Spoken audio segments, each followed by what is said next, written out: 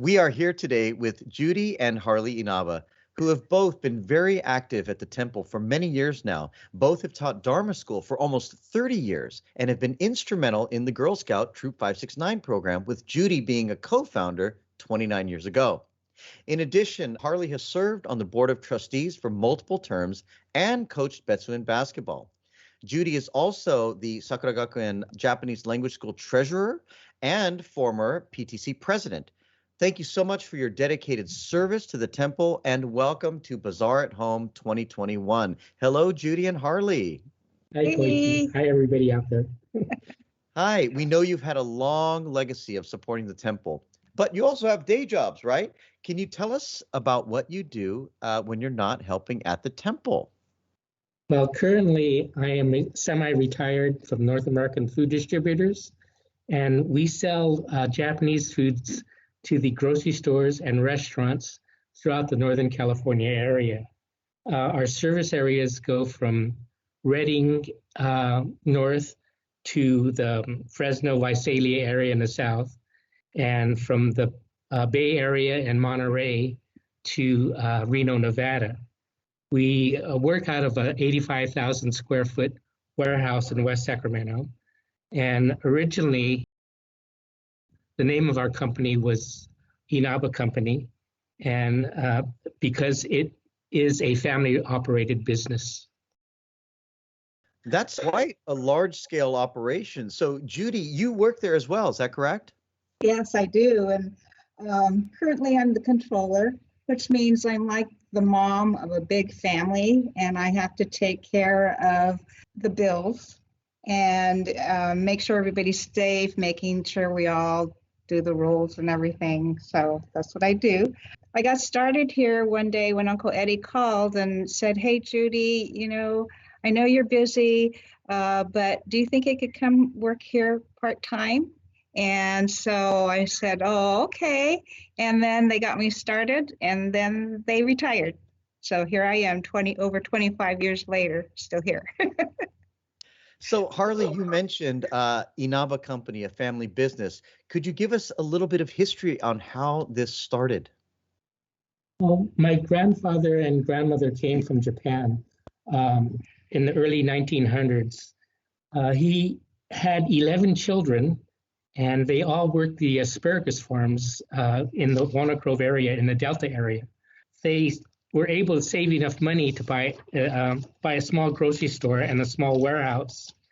And at that time, the custom was to send your children, older children, back to Japan to be educated. So my aunt Toshiko, who was about 11, and my uncle Akita Richard was about 5, and he sent them back to Japan. And that's pretty important because through those Japan contacts, he made friends with people that were in the business, and that's what enabled us to get our import food from Japan. And then, of course, World War II started. Yeah, of course, World War II, as we all know, was a very, very difficult part of history for Americans, particularly the Japanese Americans. We were relocated into Amachi, and my uncle Richard was determined to get Japanese food into the camps. So he worked with the Red Cross, and the Red Cross contacted his friends in Japan, and they were able to send rice and soy sauce and other Japanese foods into the camp. And I think Amachi was one of the only camps that had Japanese food in it. So what happened after the families were released from the internment camps? Well, we started a small store, Granada, and then later moved to Denver.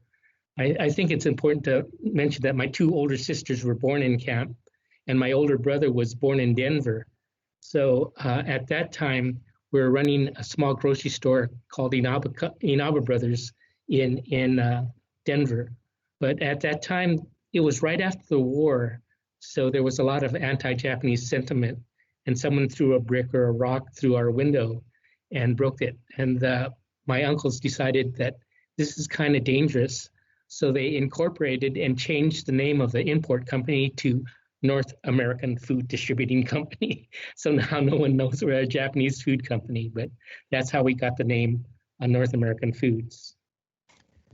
That's really interesting, Harley. So all of that was happening in Denver. So how did operations end up moving back to California? Well, the family moved back to California and reopened the Walnut Grove store and also opened stores in Fresno and Sacramento. The Sacramento store was on Freeport Boulevard across where Marie Callender's is today. So the family was quite spread out. Yes, and we opened our first North American office and warehouse in the Sacramento old Japantown. And that's where we started our dry goods division, which is North American Trading. And you'll see a lot of their stuff in the Sakura Gakuen booth at the bazaar. It's called the Ginza booth. So in 1988, we moved out to West Sacramento, where we currently are in our current warehouse. Wow, Harley and Judy, that seems like an incredible story. The family has worked so hard to build this very large business, but you are actually a wholesaler, right? So a lot of people may not be familiar with the types of items you sell at a retail level. So could you share with us maybe some of the brands that we may recognize? Well, for the grocery stores, we sell a rice under the brand name Lucky Rose and also New Rose. We also sell Lucky Star products and Miyako products, which come under our brand name. And we've recently come out with a new line of beer called Oni Beer. So Harley, by the time this segment airs in August, things may be a little bit different for you, right? Well, hopefully I'll be in my golf mode and I won't have to work too hard.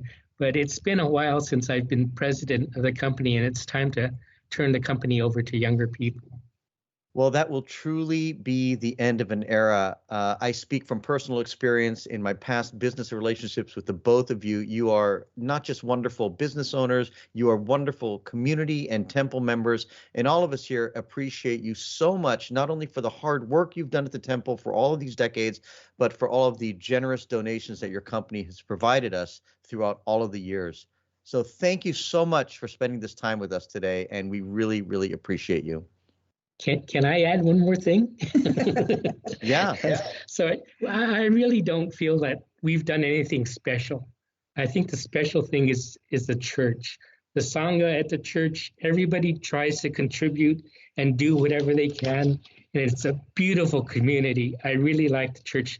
That's why I do the same thing everybody else in the Sangha does. I do whatever I can for the church.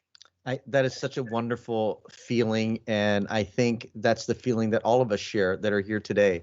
And we still really appreciate everything that you've done for us. So thank you so much. Have a successful bazaar. Thank you.